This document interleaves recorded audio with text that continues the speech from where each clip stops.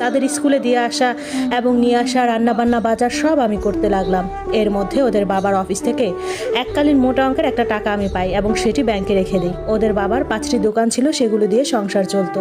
কাউসার হামিদের পরিবার সম্পদ নিয়ে আবার ঝামেলা শুরু করে। কাউসার হামিদের পৈতৃক সম্পদগুলো ওরা ভোগ দখল শুরু করেছে।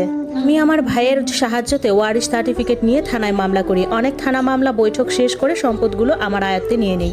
তবে গ্রামেরগুলো ওনাদের আয়ত্তে থাকে। আমি আর ঝামেলা করি না এবং ওনাদের সাথে যোগাযোগ বন্ধ করে দিই।